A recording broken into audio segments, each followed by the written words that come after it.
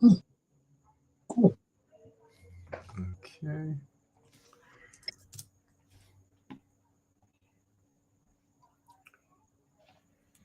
All right. Shalom.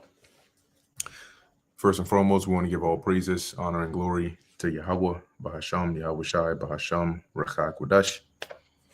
Double honors to the elders and the apostles of Great Millstone, and peace and blessings to the elect.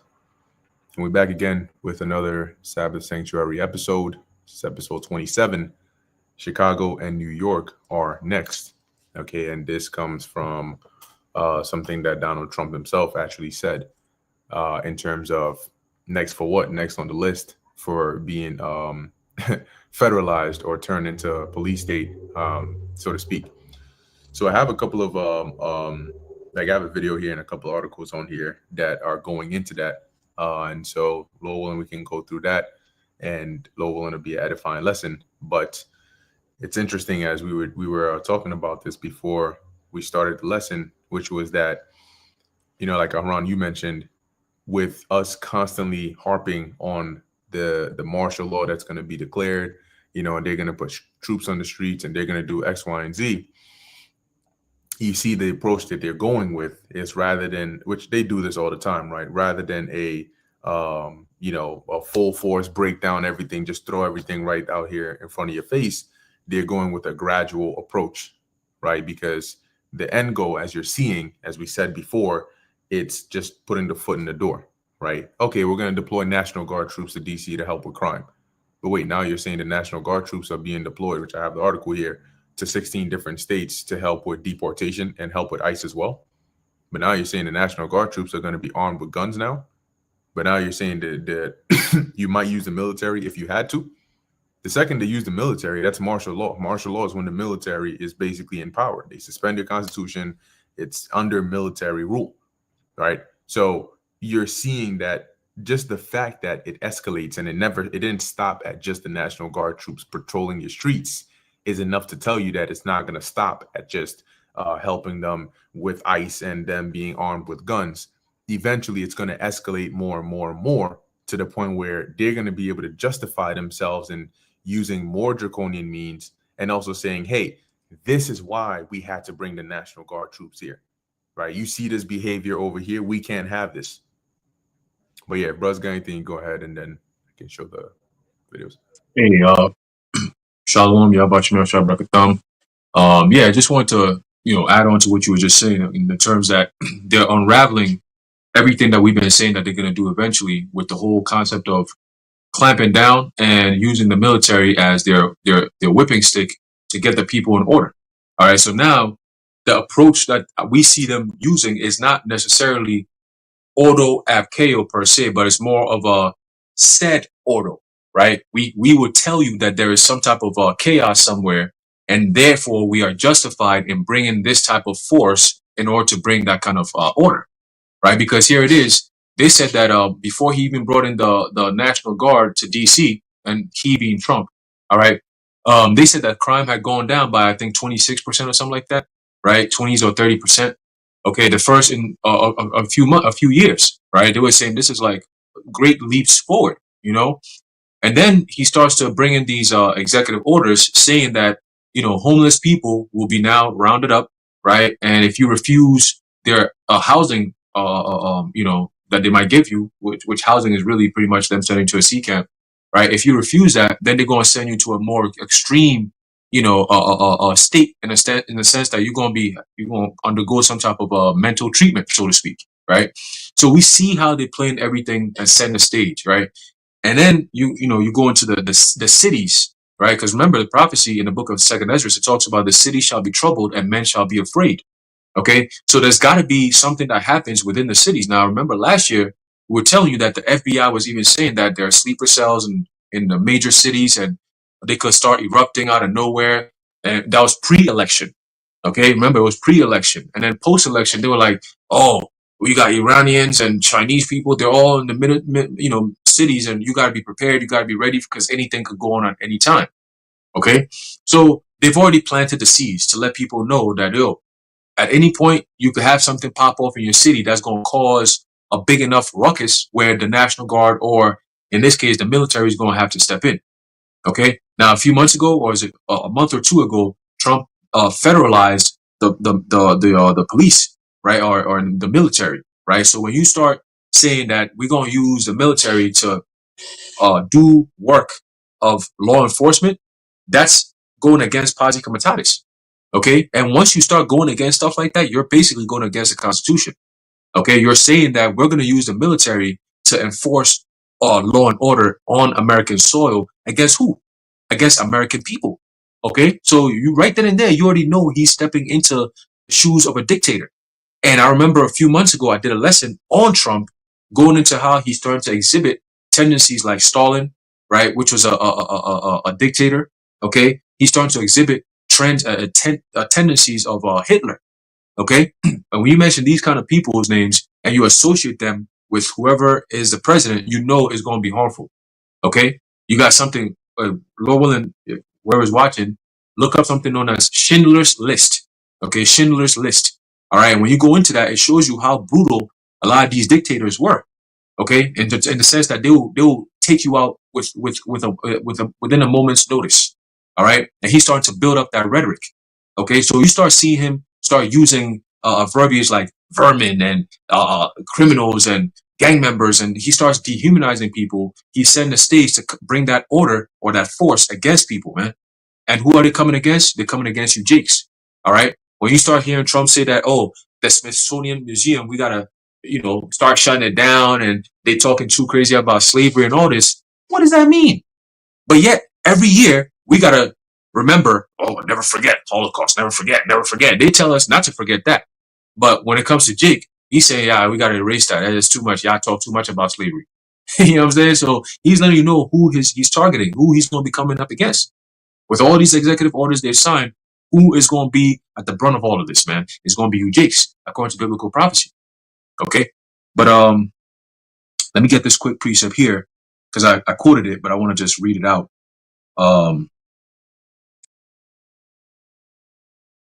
Read it out real quick. All right, it's the book of 2nd Ezra, chapter 15 and verse 18. It says, "For because of their pride, the cities shall be troubled, the houses shall be destroyed, and men shall be afraid." Okay, so going into the title, Chicago and New York are next. It's not just that. Okay, you got all kinds of, we're going to go through the cities. All right, I kind of came up with a list of, based on history, based on what kind of stuff Esau likes to do, and based on the population in these cities, we could potentially see Esau run up them troops up in there, man. All right, so we're going to go down, I have a list, we're going to go down that list. All right, just to let you know, Chicago and New York are on the list. All right, so just be ready. All right, just be ready. But you got it, bro. That's right. That's right. So let me and I'm not, if you ever have anything to, just feel free to jump in. But I'm gonna share screen and then play this video here and look at some of these headlines real quick. Yeah, one thing I was gonna say too, Slakia, I was making a point is that I think you did mention earlier in the sense that the approach in which they're bringing all this stuff in is so that people are not alarmed and they're not able to connect the dots. Because for so long you've been hearing us talk about, and not just the prophets, you've been hearing many different people in the so-called truth community that have been talking about martial law is going to be on the, it's already in the books, it's already on the books, it's going to play out eventually, right? They're going to bring martial law, they're going to shut the cities down, they're going to shut everything down. So they know that people are aware of this type of rhetoric. They know the kind of conversations that's going on online. That's why they got something called war on information. All right, which is basically, oh, that's misinformation, that's conspiracy, that's this, that's anti-this. That's all a setup, okay? But they know that people are tuning in to this kind of these kinds of videos, which are termed or deemed conspiratorial, okay? And they know that people have been talking about documents on how they're going to be coming on and how they've been doing all these drills and how it's all going to play out on American soil. They know that. So the best thing to do is to not do it exactly how we've been saying they're going to do it, but to do the same thing we say they're going to do, but in a different way, right? So instead of coming in full-fledged, full force and say, martial law, we come in and take over, we could just say, oh, we're just going to go city by city with the excuse of, look at the crime. We're going to come in and put some order and stop the crime immediately. No worries. We just come in there and make it quick. Oh, yeah? But now you're saying that you're going to get them armed? What does that mean? Right? What does that mean? That means you're preparing to go to war against the people. Okay, and with Palantir and all this, we've been saying it. Look at what's going on in Gaza. Everything that's going on over there, they have it's an open concentration camp out in Gaza right now as we speak. And food can't go in. Okay, people are getting starved out. And they say, oh, it's Hamas. Ain't no Hamas, bro. They're doing this to the people over there. Women and children are suffering because of this. Okay, they got this whole, what they call the gospel, Hafsorah, and that's an AI machine. It's an AI killing machine that comes up with its own targets and goes out there and executes these people in the name of what? Oh, we're just trying to take care of the TS groups, Hamas and shit. You see? And Israel is a test ground for what's going to be coming over here to America, Babylon the Great. We've been saying that. They just gave Palantir a $10 billion contract. What do you think that's going to be for the next 10 years? So if we're going to be here for another 10 years, what we going to have to deal with these motherfuckers, the technocrats and all this dumb shit? Nah, bro, you can have that. We don't want that. But you got it, bro. Gone. That's right. So let's take a look here what we got. Share this real quick. All right. Can you? Okay, you can see. So I'm gonna unmute this and then refresh. Confidence. We haven't had to bring in the. See if I can just redo this.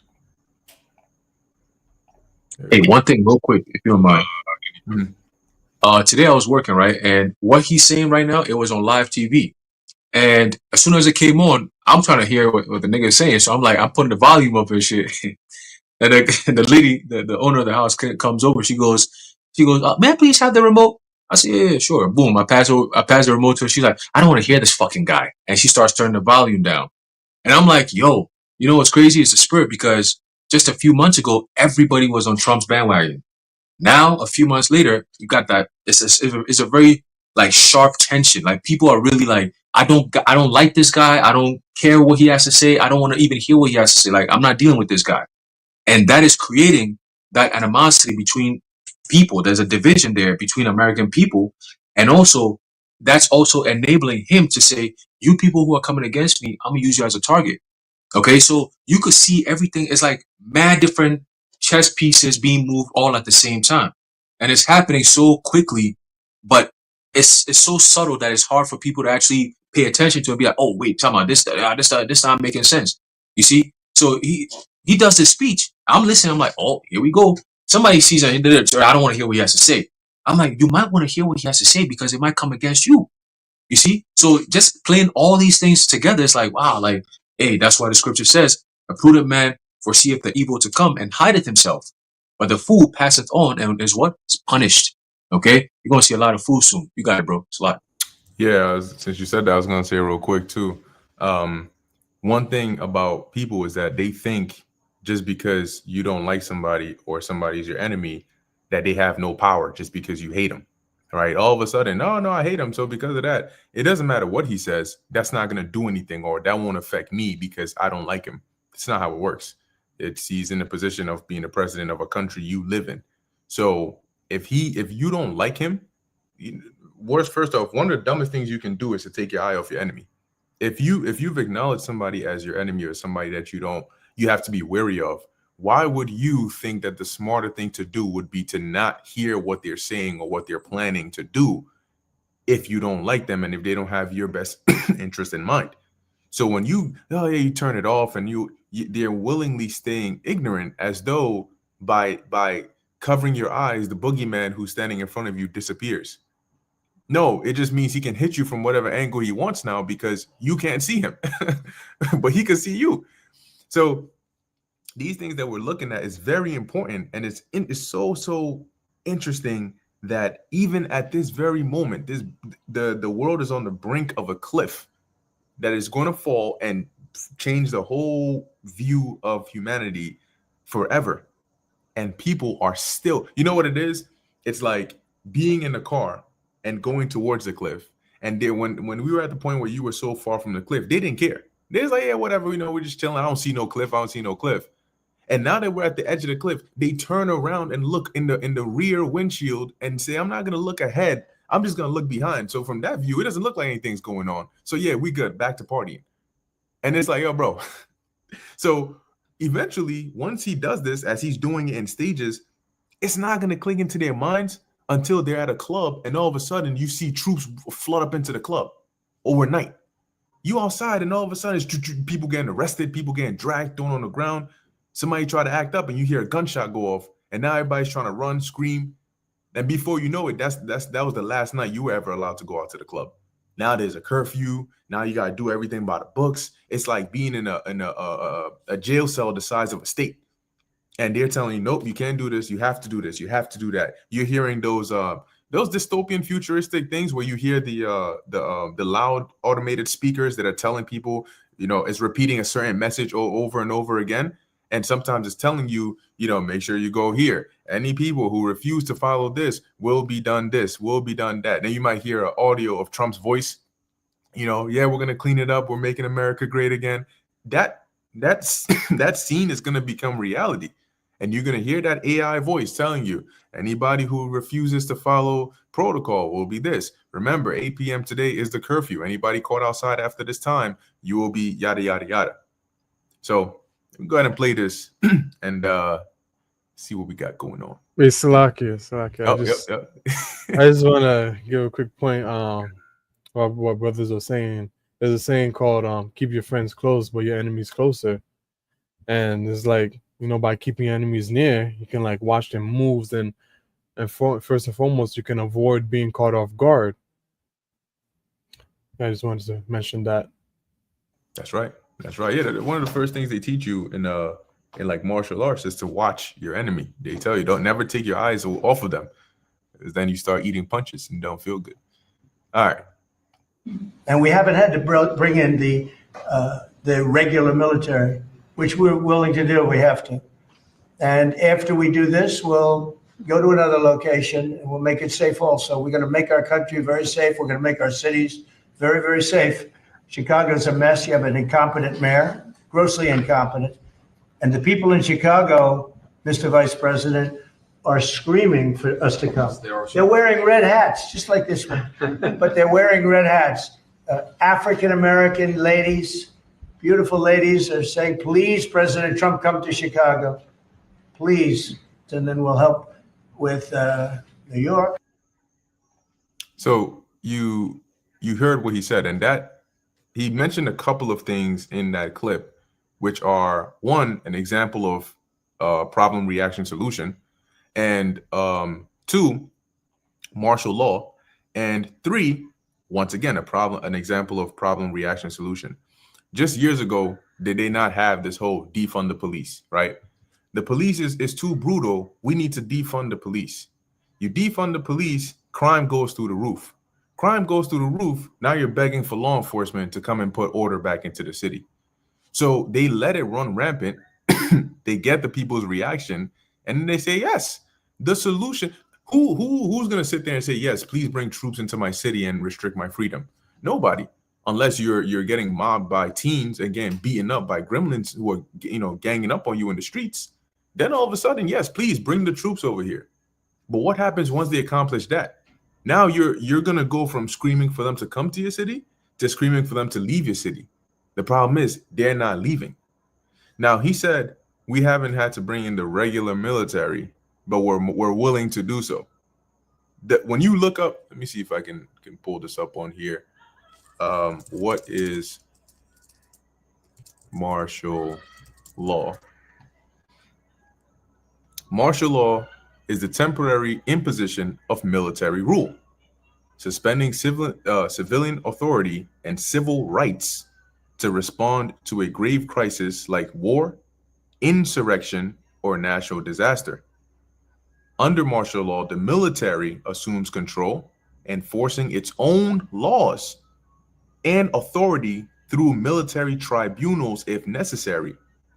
But this power is not absolute and remains subject to constitutional limitations and judicial review. And that's the thing. This constitutional limitations is not going to exist, all right, in Trump's martial law.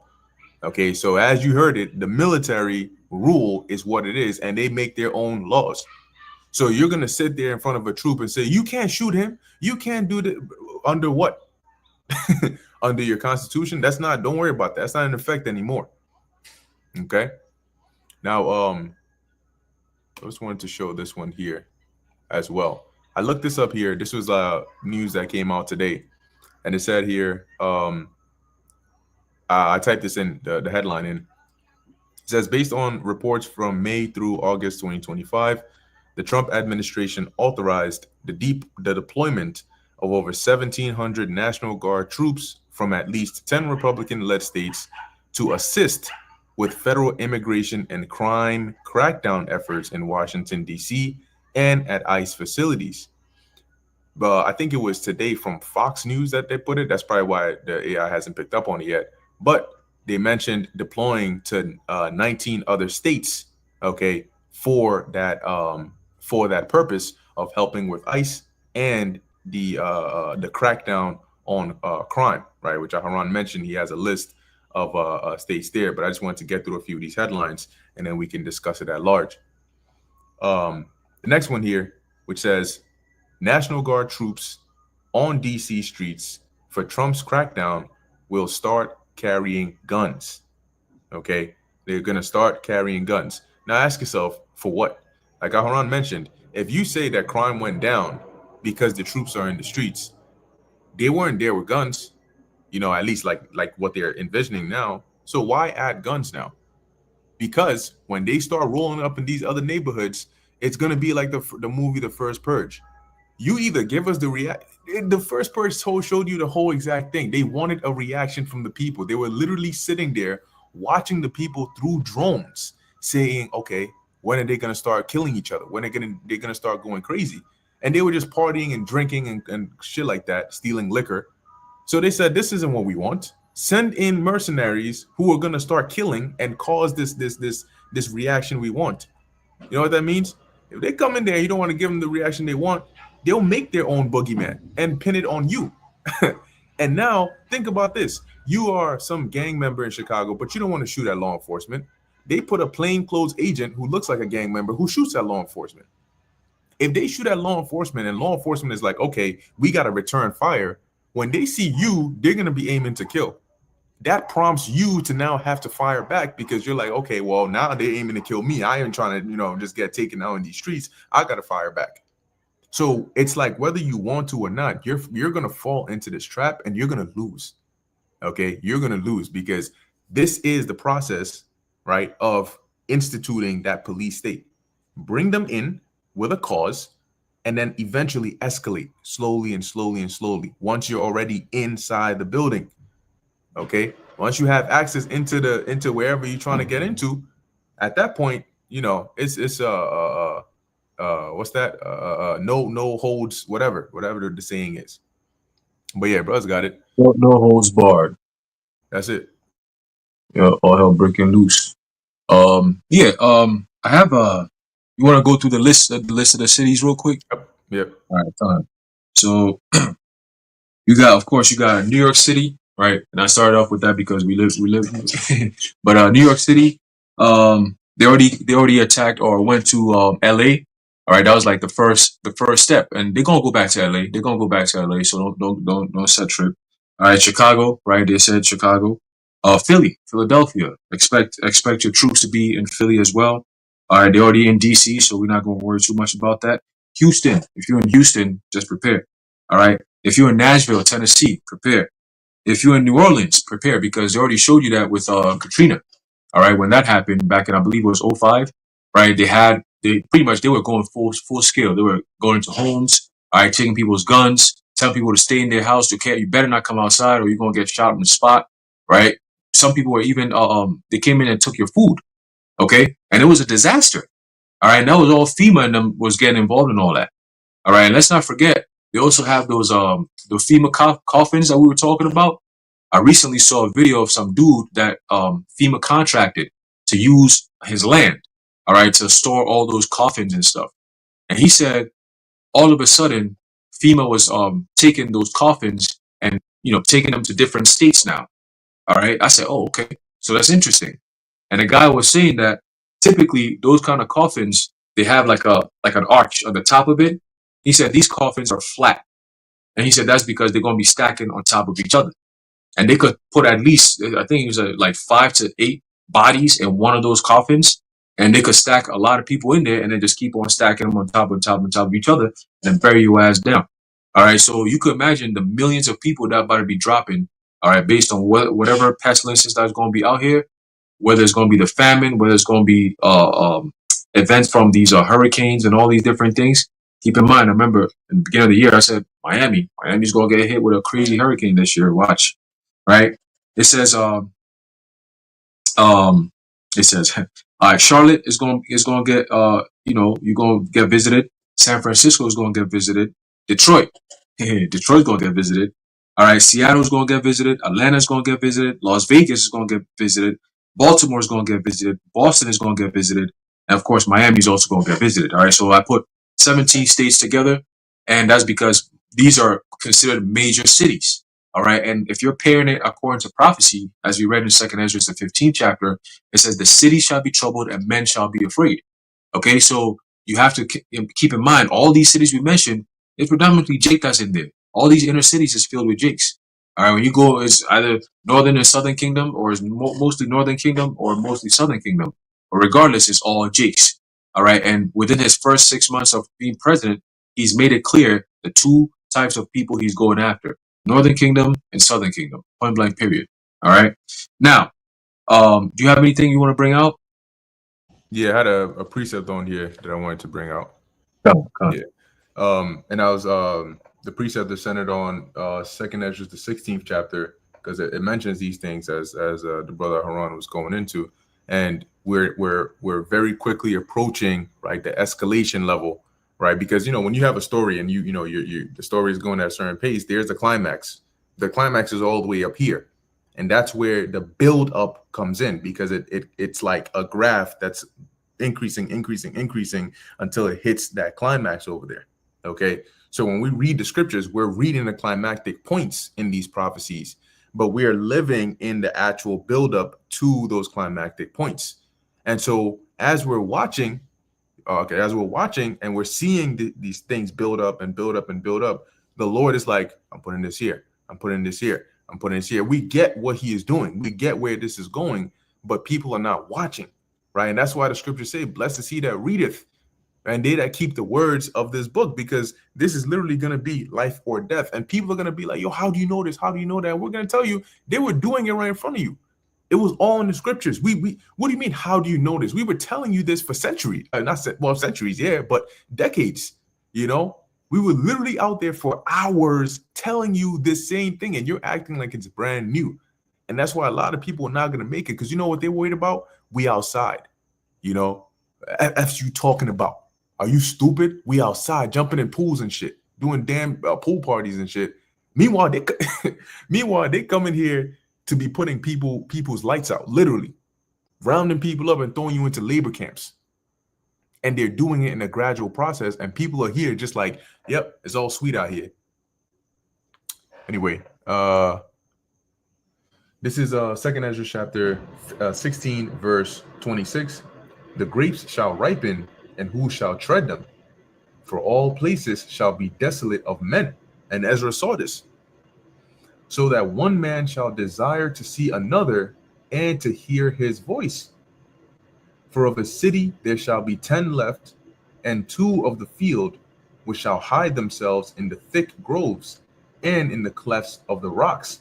All right, so basically Ezra is seen here, and you can imagine the idea just came to me right now. But if Ezra is seeing a vision of the future, he's not seeing people actually hiding in rocks. More than likely what he is seeing is apartment buildings, because they look like actual rocks with holes in them that people hide in, right? So you can imagine a visual of when you look at those tall apartment buildings built on top of each other, you have the window unit and people have their blinds and shit, right? So a visual of somebody seeing terror outside and closing their blinds or closing their curtains and running away from the window is likened on to if you were to see somebody hiding inside of a cave or inside of a rock, because that's what these modern day buildings look like nowadays. And obviously Ezra he ain't gonna say that's a condo or a co-op or a duplex. It says here, as in an orchard of olives, upon every tree there are 3 or 4 olives left, or as when a vineyard is gathered, there are left some clusters of them that diligently seek through the vineyard. So just like you have tiny remnants are left after like the harvest, for example, that's what Ezra likens this population reduction to, because he also mentioned that it'll be like the amount of people that die compared to those that live is like a wave to a drop, bro. This hat to a drop is freaking proportions greater, let alone a wave. Do you know, you ever looked at them tall big ass buildings? You're like, yo, this building is huge. A wave makes that look tiny. You make a drop look tiny. So how like, what do you think that scale actually looks like? So Ezra is seeing this, and during the lockdowns, right, during the pandemic, it was pretty empty. You could go to downtown. I remember this so vividly. We'd be watching, because every morning they like Cuomo would come on the TV talking about things they're gonna do and numbers and stuff, and we would I was listening, right? The apostles were talking about how, I think it was either on their way to camp or driving through the city, they were mentioning how it's like a ghost town, right? You don't see anybody here. And Manhattan is one of the places, especially Times Square, there's always somebody there at every time of the day. So back then, during the lockdowns, it was like Dead Man Wonderland, but that was because people were in their homes. This time, it's going to be like Dead Man Wonderland because people are dead. Okay, it's not because they're in their homes and they're getting ready to come out. No, they're gone. They're cooked. Okay, that's why it says it's going to be like a man is going to desire to hear the voice of another, because it's like, damn, you're either hauled off in a alligator Alcatraz somewhere or a labor camp somewhere, or you're cooked. You're dead. It's so that initial part of resistance of, you know, quelling the population and then throwing them into this new world order is going to be a whole lot of euthanization, for lack of better words. But before I go on, I don't know if Buzz got anything else I want to hop in with before I go on. Yeah, just basically the stage being set for chaos, because America is set up in such a way that no matter what happens, people are typically conditioned to believe or to think that there's always going to be help, no matter what, right? Or I just pick up my phone, call 911, and they go, there's somebody somewhere is going to help me, right? I could go through some shit and then set up a GoFundMe page, and somebody's going to, you know, they always have this security sense in their heads.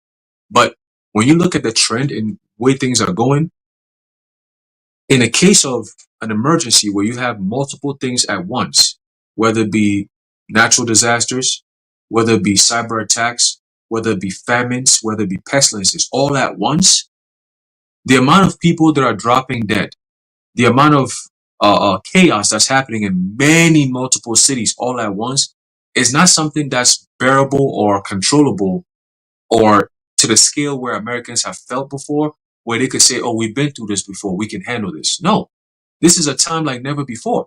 So the measures are going to be different. The measures that they're going to be using are going to be different measures like never before. And I believe it was Gil Bates who said that.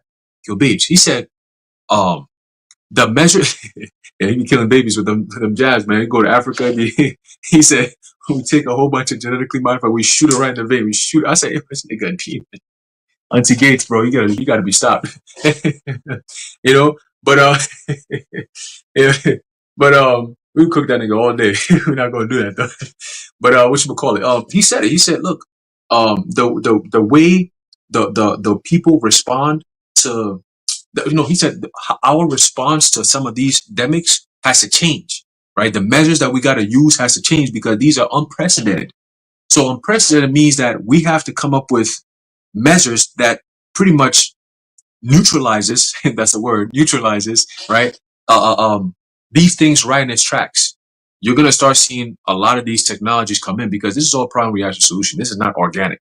All right. We're putting it right there. So, you know, when these things start happening, whether it be Hurricane Erin that goes from a category 1 to a category 5 within 30 minutes, that's not organic, bro. That's them playing with the weather. We've been told you they have technology to do that. So if you want to sit around and say, oh, y'all conspiracy, it's going to be your home that's going to be fucked up, and you're going to be like, nah, this can't be natural, bro. There's got to be something that come with it, right? FEMA going to be coming in there, rounding your ass up. Go back and read the FEMA executive orders. It's already on the books. It's ready to go, okay? The WHO, okay? They have huge stakes in what's coming next. Whether it's going to be cancer, right? My Eve was telling me that one of her family members, they just got diagnosed with blood cancer. I said, I told you this a couple of months ago. I said, yo, get ready. The next thing is going to be cancer. Why? Because they're telegraphing it. They're telling us that, oh, they're coming out with a new cancer Vanessa, headed by Oracle's guy, Larry Ellison. Okay. So when they start showing you all these things and you put all the pieces together, the scriptures say a time like never before. Yes, it's going to be a time like never before. Quite indeed. Like for real, for real. Because if the same things is happening, but everywhere in America, all at the same time, if you look at the West Coast, they're going through some shit. East Coast is going through some shit. Freaking Midwest is going through some shit, right? And it's like, yo, we all fighting, we all battling. Some people are battling the elements. The weather's going to be different. This winter might be the craziest ever, right? You got to consider that. There's no food, famines, people getting sick, right? And then you on top of that, you got cyber attacks, you got the financial collapse, right? It's going to be worse than the Great Depression. Okay? And the Great Depression, what happened? People were homeless. Okay? People were literally homeless. They went from, oh, I'm ready to start a family because I got it like that, to the very next year, oh shit, like, damn, what we gonna do? How am I gonna live? I was a young man that was on my way to doing great things, and now look where I'm at. Right? So these are all things that's gonna be happening. And guess what? Homelessness is gonna be at an all-time high because it's pretty bad now. Okay? And the economy sucked before people got to the point that they are now. So what's going to happen when this everything we've been saying starts to unravel? It's about to be a wrap, man. You know? So you need to get your shit now while you still can. Okay? Whatever it is that you can, get it now. All right? But your first and foremost thing is making sure that your security, which is in YAHAWASHI, is tight. All right? Because without that, bro, ain't no preparation you could do that's going to help you, man. Because, yo, we tell you this all the time where you might have prepared. You might have a whole bunch of food at home. You're like, yo, I'm stacked. I'm ready. Yeah, let this thing come. We ready to go. And then you might go outside to go pick up your son from school. And then boom, next thing you know, the bridge that you cross has been broken down. Now what? Now you're stuck like, oh shit, what the fuck? There's no cell signal, no cell. You can't make no calls. You ain't got no GPS to get your ass home. Now you're sitting there like, this. I can't believe this is happening right now. You know, now you're panicking because now you're thinking, okay, where's my wife? Where are my kids? How do I get? This is real life. And a lot of people are not prepared to live life outside of your comfort that you've been given by your smart technologies, man. Once those things are taken and they become your enemy, they're using that to track you. They're using that to, set you up. Remember what was happening in Lebanon? I think it was Lebanon last year or 2 years ago, where the phones was exploding, right? The pagers and shit. Yo, they can do all these things. These are all test runs they do over there to bring over here. Okay? There's a lot of people here, many different types of nations, all here in America, Babylon the Great. So you best believe. Is that the Zaquan? Oh, your camera's there you go. Yeah, Shalom. Yahawashim Shalom. Yahawashim. Shalom. Shalom. Oh, you know, so man, he glowing over there. I don't know where he at, but he glowing, man. You know what I'm saying? But this is what we've been warning about for all this while, and now it's about to happen. So what do you think is going to happen? It's going to be just like the script, like I've been saying the whole time the stream, a time like never before, a time like never before, a time like never before, because that's what's going to happen. So you need to prepare like a time like never before. Okay? And Americans are not prepared for that. All right? You're going to trust in your government, and it's going to be your same government that's going to turn you down. That's going to turn you in. Because it's too many people. It's too much. 911 needs 911. What are we going to do now? Right? We need organs to help those who are in the J land, in the land of J's. Your crisis is their happiness. Your crisis means that they get saved. You know what I'm saying? When you go to Cleveland right now, they got blood donations that be going on over there, and they got Jake that come over there and give blood, the blood plasma. They give that shit for like $20 every time they come in and do that, all just so they can go back and do some more drugs. They're broke. The only way they can make it happen is by giving up the little that they have, which is their physical self. It's not, oh, I'm just gonna work a few hours. No, that's not gonna cut it no more. Now you got to give up your own self in order to live. That's how bad things are about to be. Okay? Before the MOTV comes out, you gonna be like, yo, those men were right. They said this was gonna happen. I can't believe it though. All my money that I've been saving up, I thought my bank account was gonna be stacked. We're gonna be good. I've been saving up with Bitcoin. I thought it was gonna be. No, it was all a scam. It was all a setup. It was all a setup, man. And now pull the rug underneath your feet, and now here you are. Okay, but you got it, bro. I guess some more sins are going. Yeah. I don't got much time. So I gotta jump in real quick. But just going on, just on the topic, I had this quick scripture, 2nd Ezra chapter 8, verse 50. It says, "For many great miseries shall be done to them that in the latter time shall dwell in the world, because they have walked in great pride," right? And as we're seeing, man, hey, Trump, through the Spirit, starting with the elders and apostles, and just the vibration, that the Lord has put out there, and all of the prophets are saying the same thing. Like, we truly do believe that this is the guy that is going to bring in World War III, that's going to bring in Jacob's trouble, that's going to bring in all of these end time prophecies, right? Because it has to be somebody, right? It has to be somebody that is going to do these things. We already know that we're in the last days. Me and a brother were sharing articles, and you have the whole thing with these zombie animals, right? With the deers and the squirrels and the rabbits. So all of these things are happening, and people are just like batting an eye at it as if it's something normal, but it's really because people are blinded, and it's because of their pride, right? Even as the Lord spoke about with Edom or Esau, it says your pride of your heart has deceived you. And that's what you got happening, with really our people, because they have bought into this false sense of security to where things won't get that bad, right? But then it gets bad, and they're like, okay, so they keep moving the goalposts to where it's like, okay, this was bad, but all right, so let's move it back, or it won't get this bad. Then it gets this bad, and it's like, okay, we won't get that bad. And it's like, all right, what point are you going to realize that what they're doing isn't stopping? I don't know if y'all had mentioned it, but not only did Trump mention that he's going to bring, the same type of energy to DC and Chicago, but he already told the National Guard in DC that they can now carry weapons. So why are they doing that? If they're able to already bring down crime to the all-time low, they got 0 homicides, they brought down car thefts 83%, and they did it without weapons. Why do you need the weapons then? You're already boasting in the fact that what you're doing is working, but it goes to show you that what the actual intentions are is far beyond than what you're just seeing, right? It's far beyond than them just patrolling the streets and just showing a sense of force. No, they're going to actually physically do it. They're going to actually put Jacob in a troublesome position. And I've been meditating on it. I don't know whether or not you're going to have some protestings where then Jake get killed, and then that's going to make Jake riot even more, or they may have some agent provocateurs that go out there and rally up people to go against the militia groups, and then that causes the problem. But we know this devil works in the problem reaction solution type of method, right? And as brothers were saying, I was sketching a little bit. These are things that we, through the Spirit, it's not even us, right? It's things that the Lord has warned about that was going to take place, that was going to happen on the earth. And people have been nonchalant about it, right? They have been saying, oh, you guys are crazy, or it's not going to get that bad, or you're just thinking about the worst case scenario. The worst case scenario is already happening, right? You have military troops patrolling civilian cities in America. The whole purge scenarios, your whole Civil War movies, all of these things is taking place, and they're expecting there's going to be some grand announcement on TV. All right, you are now entered into martial law. It's not going to happen like that. When YAHAWASHI come back, it's not going to be an announcement right before, hey, YAHAWASHI is now coming. We've been announcing it. We've been telling you.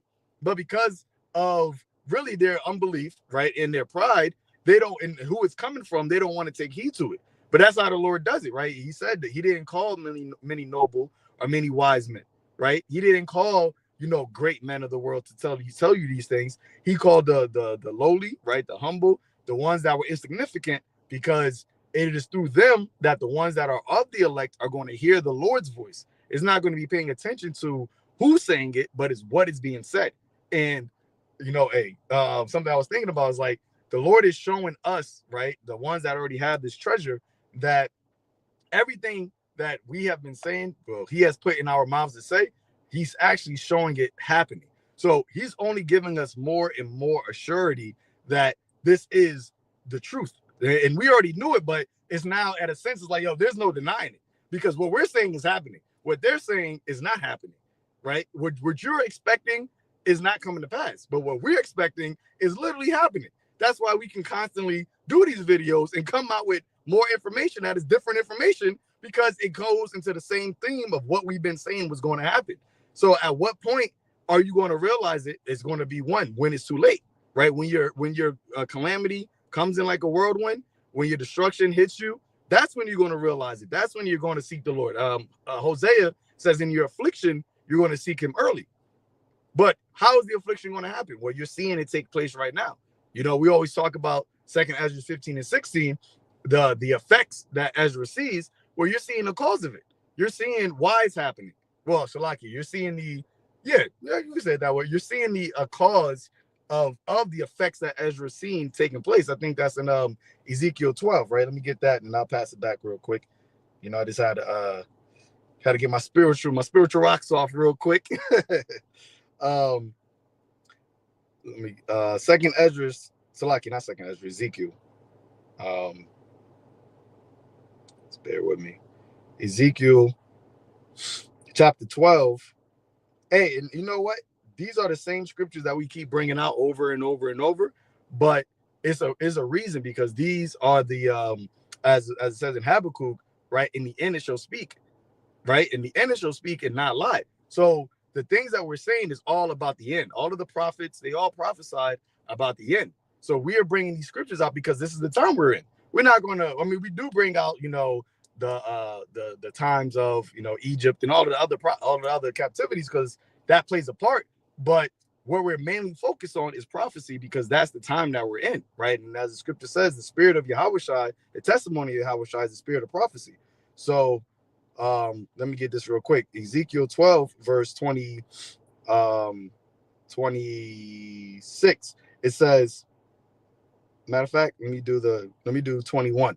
It says, and the word of the Lord came unto me, saying, Son of man, what is that proverb that ye have in the land of Israel, saying, the days are prolonged and every vision faileth?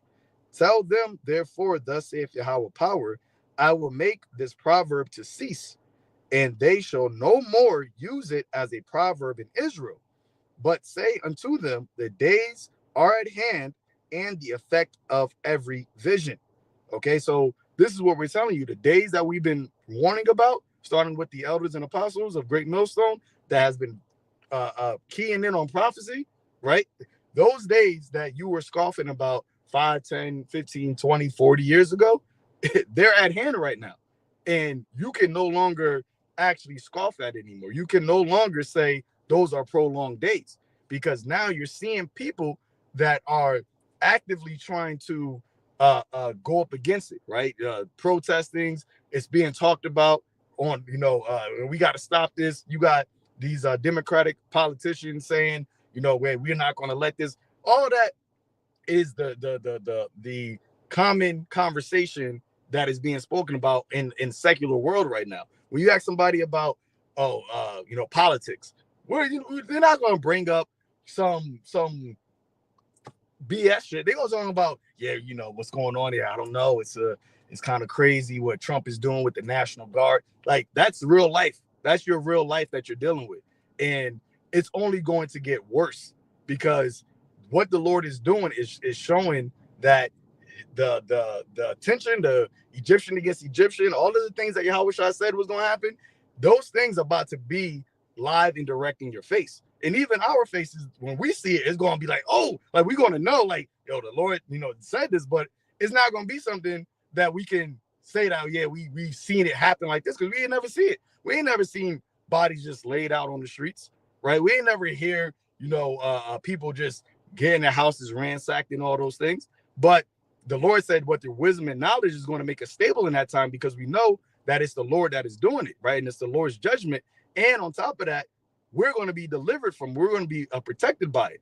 While everybody else that wasn't paying attention, that wasn't taking heed to it, they're going to be caught up in it. And that's what's going to give the name of Yahweh Bashim Yahawashi even more glory, because us being protected, we're going to know it's only by the Lord's mercy that we're being protected, because we don't have any type of weapons, right? We don't got any type of special, you know, some brothers got special abilities, but we don't got nothing that's going to physically keep us protected is only by the grace and mercy of YAHAWASHI, you know, and that is what's going to make us shine in that day, you know, as being the Lord's people, right? The Lord's chosen, rather, as it says in 2nd Ezra 16. Then they shall know who are my chosen, you know. But you know, you got it.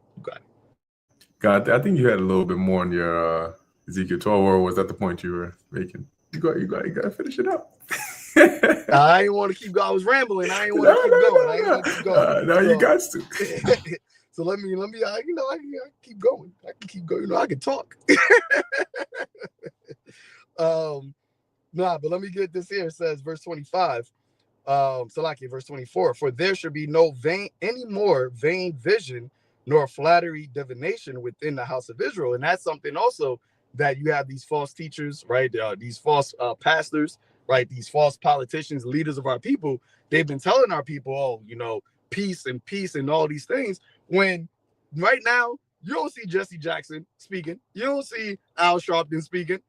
This is the time when you would need them, right? Like when they're coming in Jake neighborhoods. Where you at? Why are you not out there being with Nah? Because you was always down with them, right? You got paid, you got the bag, right? You got your constellation in this world.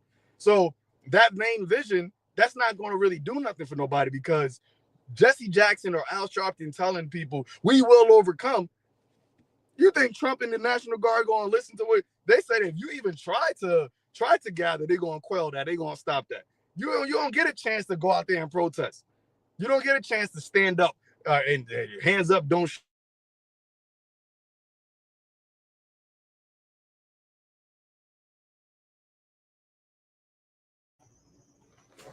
Connection?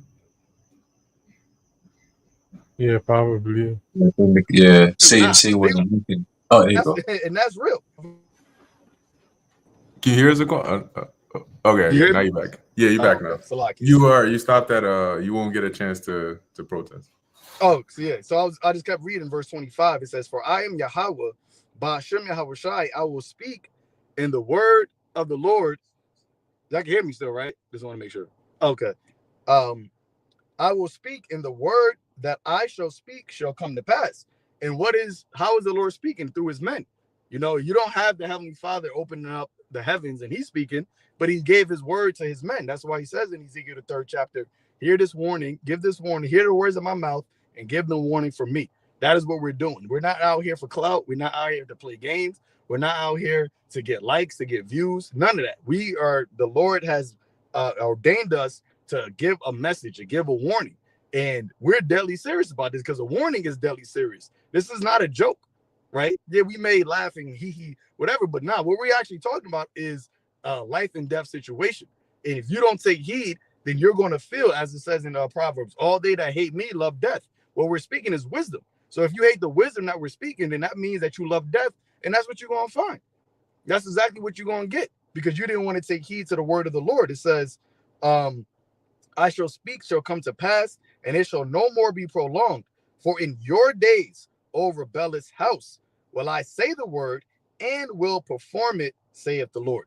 All right. So the Lord, just like how YAHAWASHI said that this generation shall not pass to all be fulfilled. Well, in the same generation, the same time where the prophets were out giving a warning is the same time that you're going to see what we have been warning about. And the only ones, you know, that are going to be delivered from it are the ones that took heed to it, that repented, right? That hearken unto the voice of the Lord. But the rest of our people, as it says in Jeremiah, for such are for death, such are for the sword to the sword. And there's nothing we can do about it. There's no pity. There's no, oh, please, Lord, stop. Nah, this is a part of the process in order for us to get to the kingdom. And if you got to be that collateral damage, there's a scripture in Proverbs, I'll find it, I'll let y'all speak, where it says that basically the wicked shall be a ransom for the righteous. And that's what y'all are. That's what the ones that don't want to take heed, you are a ransom for the righteous to get to the kingdom. But you got it. Yeah, I just wanted to say real quick, Zaquan, what you were saying is on point, because it's all spiritual too, how the Lord put a spirit on the Elder Menach Zagba to be going into these videos, addressing a lot of these jakes that are just outright just coming against the truth, coming against the words of the YAHAWASHI. And they verbalize it like, oh, why I left the Hebrew Israelites, or why I'm not part of this, or this is a cult. Or there's always some dumbass shit that they got to say. And these are the same very people that are going to be doing videos talking about, oh, the Hebrew Israelites were right. Because ultimately, as it's written in Galatians, the 6th chapter, that the Heavenly Father is not mocked. All right. So whatever you sow, that's what you're going to reap.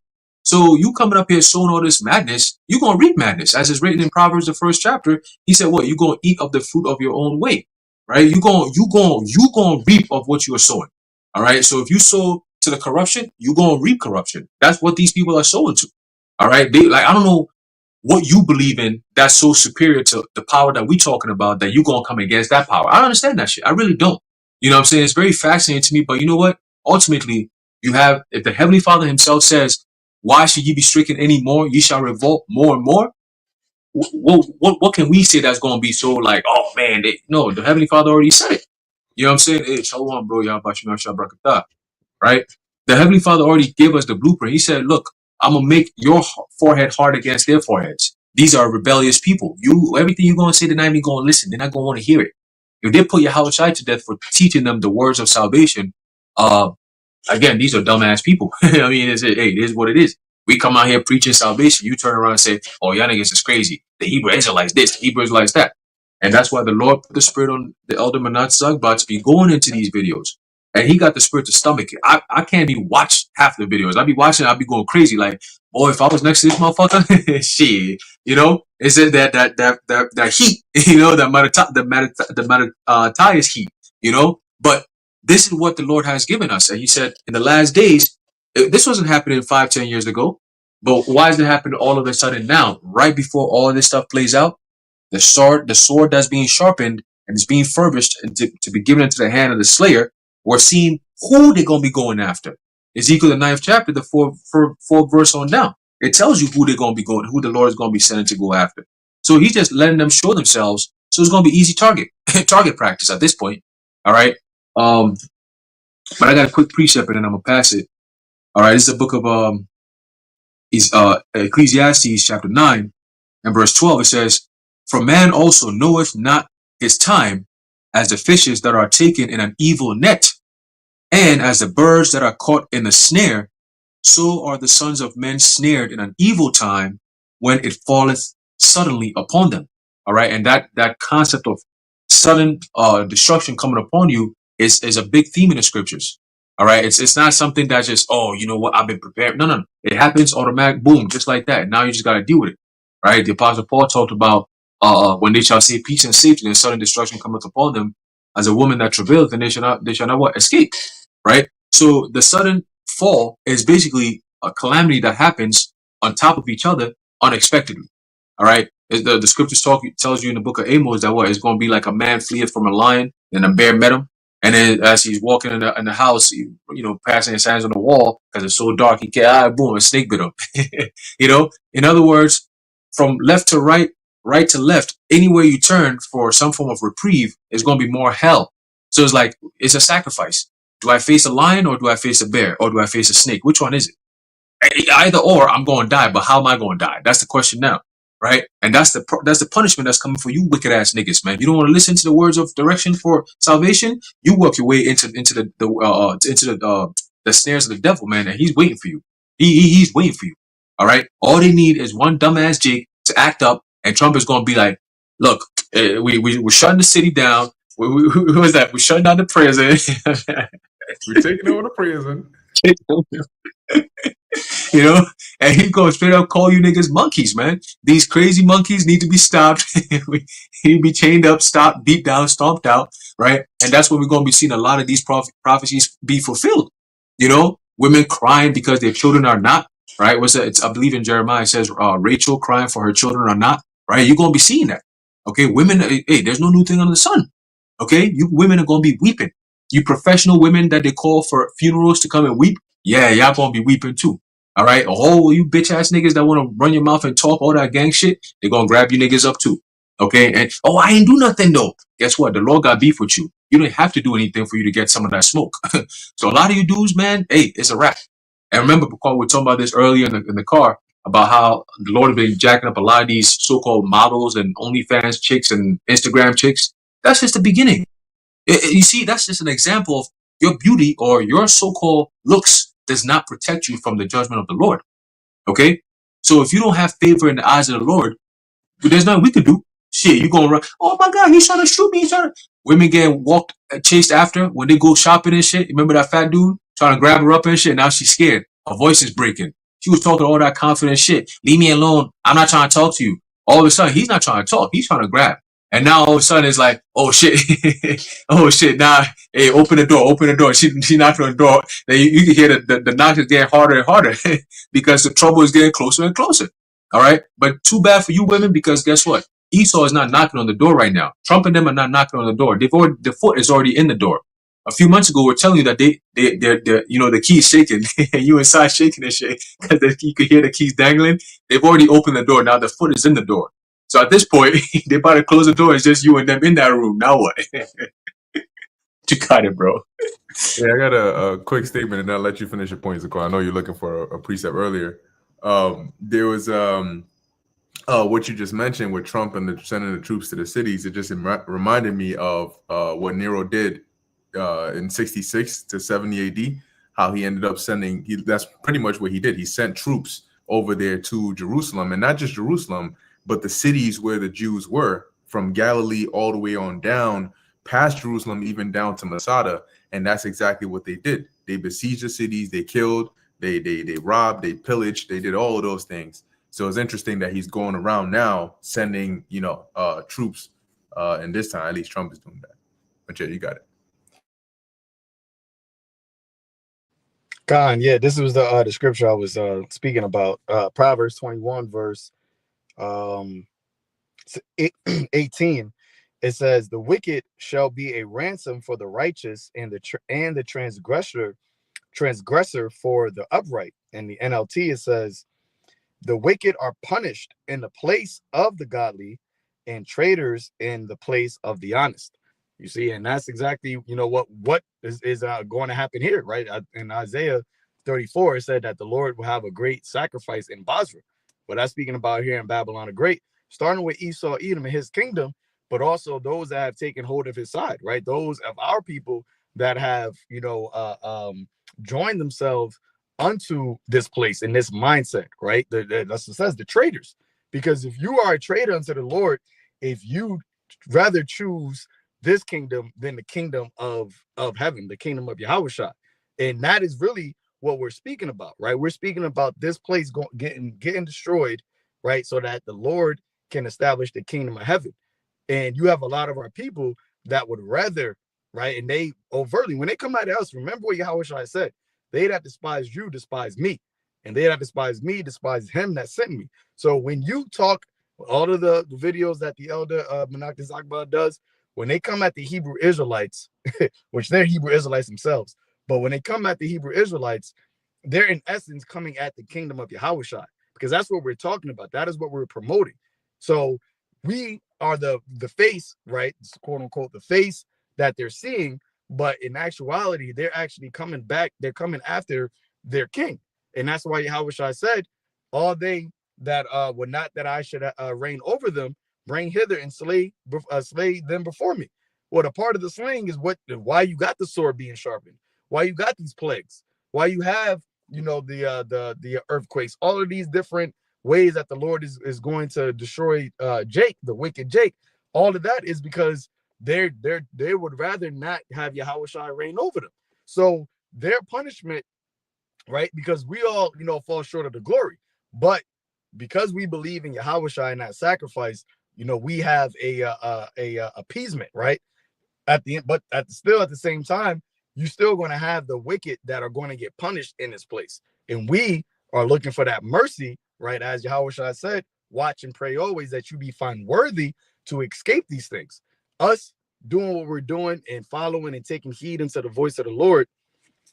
Oh, breaking news! Hold on. National Guard. Yeah, I'm on that one. It says National Guard will now be mobilized across nearly 20 states to support a surge in immigration enforcement and broader crackdown on crime. So that's very, and you see how quickly things are moving too. It went from one city to two cities So earlier it was 17 cities. Now it's 20 states. By the end of this weekend, by the end of this day, the whole United States is going to be locked down. You know, and just like that, how quick things happen, man. And that goes to show you, as it says in Revelation 12:12, a short time, right? YAHAWASHI said it was going to come upon you as a thief, right? Paul said that, right? That day should what is that? 1 Thessalonians 5. You have no need that I write unto you, for you shall know that the day of the Lord shall come so as a thief. And really, that's to the ones that are watching, right? There's really, for us, we're as they say, we're preaching to the choir, right? The ones that are watching, the brothers and sisters that are on listening diligently, watching and listening, taking heed. We're really preaching to the choir about this day. But it's a reassurance, right? Just because you ate food don't mean food don't still taste good. You still gonna eat that food. I know you know what I'm talking about. You can have that leftovers over and over with some good food. But at the end of the day, we got to give this message out, because the ones, when it happens, the ones that get caught up in it, they can't say that they weren't warned, right? They can't say that they didn't know, because we was on every major city, right? Those same cities that they doing in DC, guess what? You got camps in DC. You got those same people that probably walked by those camps, that scoffed at those camps. When it comes to New York City, you got multiple camps in New York City. You got multiple camps in Los Angeles and any of these other 20 states. I'm pretty positive that there was the men of the Lord that was out there on those same states, on those same streets, that now you got the National Guard out there with. Because the Lord said, hey, you didn't want to listen to the compassion, you're going to listen to the punishment. At the end of the day, the Lord said all knees are going to bow. Whether willingly or unwillingly, you're going to hear the Lord's voice, but you got it. God. I think I'm not one of y'all, and it has some points. Yeah, I'm not. You can go first. Yeah. Khan, I just want to say, bring out this precept, Philippians 2:12, and it reads, "Wherefore, my beloved, as ye have always obeyed, not as in my presence only, but now much more in my absence, work out your own salvation with fear and trembling." And these niggas out here, they aren't working on their salvation with fear and trembling. They're out here being prideful. So, best believe the Lord will humble them, like Antiochus, for example. And also got another precept, this book of Ecclesiasticus, chapter 5 and 7, and it reads, "Make no tarrying to turn to the Lord, and put not off from day to day. For suddenly shall the wrath of the Lord come forth, and in thy security thou shalt be destroyed, and perish in the day of vengeance." Why shouldn't we waste time when turning to the Lord? It's because he will come as a thief in the night. And when he comes, it will be too late. So if you aren't ready like the 5 virgins that were ready, that were part of the 10 virgins book of Matthew, then you'll be cooked physically and spiritually. That's all I had. Yeah, and I was gonna bring out the point here in the book of Ezekiel, and hearing brothers talk about how prophecy is now like all up in people's face. I understand why the Most High liken the scriptures onto food, right? Because like food is for sustenance. You have to if you want to survive, you got to eat, right? And the food is also like you got to take that responsibility. You got to choose to take that responsibility, because you can't get nourished by someone else eating the food. You got to eat that food. So it's like medicine. You do it for your own good. It has to be deliberate, right? It's for nourishment. It's like a repetition. Like you got to keep chewing it. 1 bite, 2 bite, got to keep doing it. And through the Spirit, I see why the Lord is doing all these things. Like, because, and even when it gets into your stomach, it has to digest. Once you've learned, and once you've gone through the process of doing the same thing over and over, reading the scriptures, breaking it down, verse by verse, here a little, there a little, right? Doing all these things, what happens? What now got to digest in your mind. That's what the scripture talks about. A wise man shall be what occupying in prophecy, right? Even when he's not reading, when he goes out into his daily routine, all he's doing is thinking upon the Lord.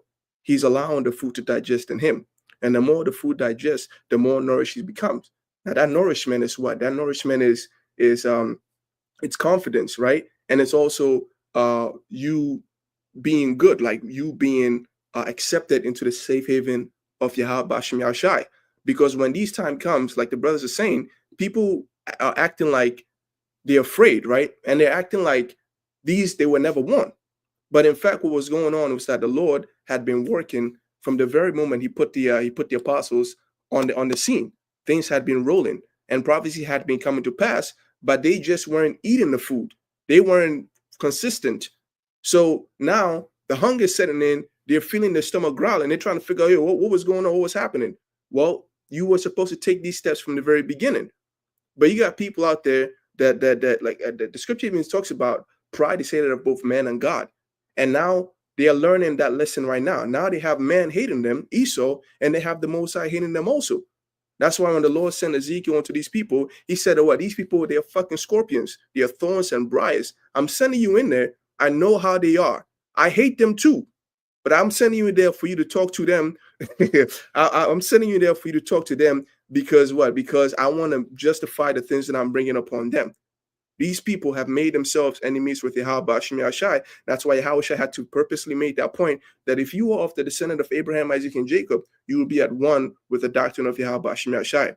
They have not proven themselves to be children of the promise, even though they are the children of the promise and they're going to receive it, but they must go through it, what? Through death by pain. While they have liberty, what do? They squandered that, you know?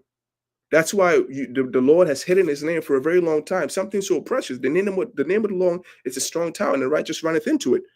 Now, we've been looking forward to this time for a very long time. The righteous have had no hope. Now the name of the Lord is revealed unto us. And what is Jake doing? Like the brother Haran brought up, the elder Minatis about keep making videos. People are making fun of the name. The name, bro. The name that literally saves our life. That is a safe haven.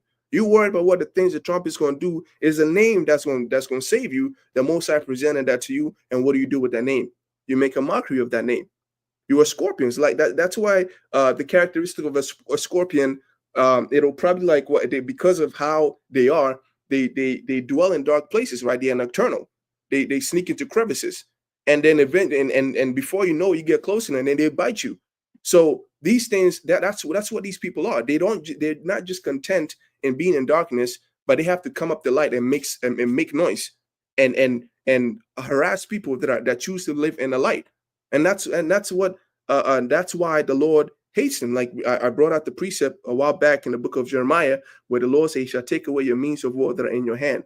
People, you Jakes out there, when you cry, understand that you have brought this upon yourself. You have made war with a God, like this Quano was brought out, you know? And like you watch this movie, the X-Men, the one with Apocalypse, he was like, who was it? You are no closer to making war against me than the Babylonians with their sticks and stones, you know? And that's how powerful the Lord is. People have forgotten that. And so the time is far spent, right? The night is far spent. And the main thing that people were supposed to focus on was what? Was the prophecy, like Zaquan even brought out. You know, we talked about history in the Bible, but the one thing that we focus on daily is history. I mean, it's prophecy, because prophecy is the urgent message. Right? Unlike these Christians out there, when they go into the scriptures, they only want to be soothed. They don't want the part where that tells them, okay, this is coming, there's grave danger. That's why they barely even talk about the book of Revelation. 99% of them are scared of the book of Revelation. They ain't even trying to read that. They hear of dragons, 7-head, 10. They don't know what that means. It's so bugging. Yeah, I ain't trying to read all that. Let me read the Psalm 23 that talk about how I'm good and the Lord love me and all these things, and I'm gonna be good. And so they're what? They're pick and choosing which to eat.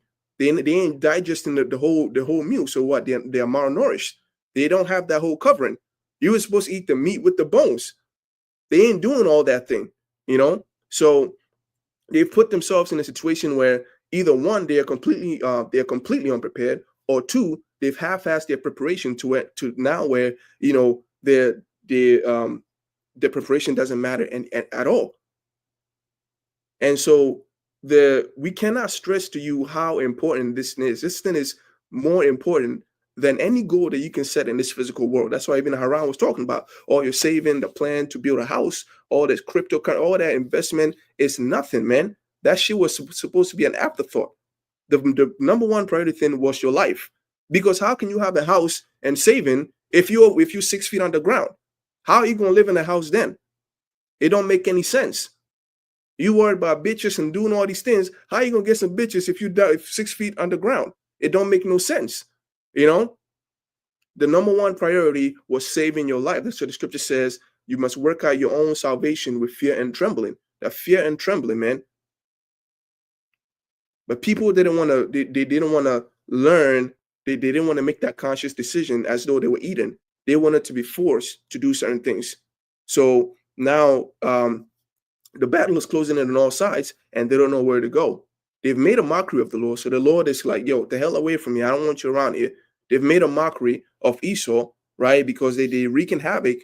And so they're caught up in the middle of two people trying to beat their ass, and there's nothing they could do about it. Just sit there and take that ass whooping. And let me tell you something, this. If you think you're tough, you think you a nigga, you a G, you a thug, and you think you take the ass beating of the Lord, yo, my man, reevaluate yourself, man. You cannot take the ass whooping of the Lord. When the Lord puts his hand upon you, you are a worm. There's nothing you can do to weather out the judgment of YAHAWASHI. You know? Hey, that's it on that. Hey, I got a quick precept because you just mentioned something. Let me get this real quick. 2nd Ezra 16, verse 3.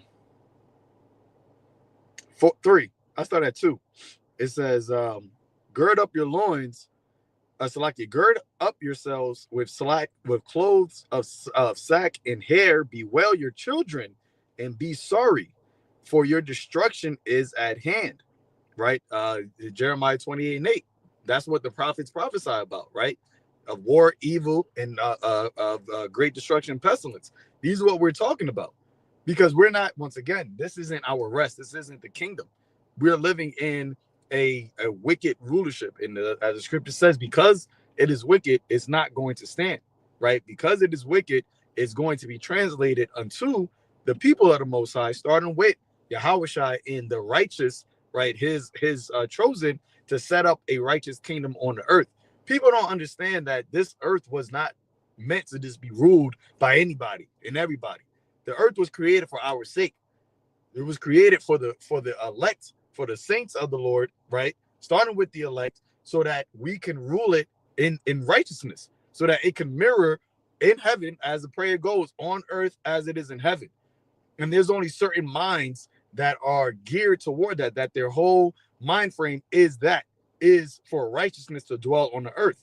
See? So it says, a sword is sent unto you, and who may turn it back? A fire is sent among you, and who may quench it? Plagues are sent unto you, and what is he that may drive them away? Right? I'm going to jump to verse 8. The mighty Lord sendeth the plagues, and who is he that can drive them away? So these plagues, what Esau is doing, the mindset, nothing is going to stop the mind or stop what Trump is doing, because it is geared, it is orchestrated by the Heavenly Father. Proverbs, the 21st chapter, the heart of the king is in the hand of the Lord. And we the hopeful elect, the ones that have been signing, crying, the ones that have been using his name, we've been praying, begging for these days to happen.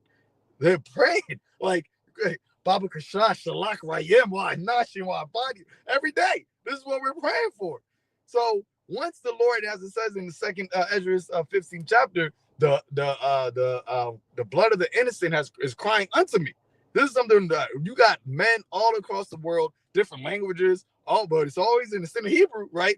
We might pray in different languages, but when it comes to the name, we're praying in that Hebrew, in that ancient pure language. So the word, so the voice that we're crying out to the Lord, that name is piercing through the clouds. So the Lord is hearing this. And he's not going to just allow us just to be out here and just get trodden down and just grow old and die here. Then that's just it. You see what Esau is doing with this AI. We couldn't come back in 3 or 4 generations. In 3 or 4 generations from now, it'll be over. It'll be done. Everybody be chipped. So even if we did have the spirit of prophecy, we'll be chipped already. It would be over. So that's how you know this is it. This is the last generation, And the Lord is sending in plagues, and he's having these things happen because he's ready to deliver us, just like in the time of Egypt, right? When he was ready to deliver us, he raised up Moses. Well, now we're talking about being delivered out of this Egypt, and we're talking about YAHAWASHI coming.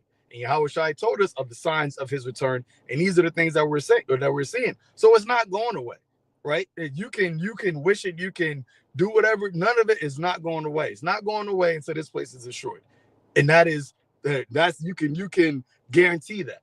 It said was that Denzel Washington. I guarantee it. Y'all don't know nothing about that. You gotta watch that. I guarantee it. You know, but that's it. That's it for me. God, I got one more precept, and then be it for me too.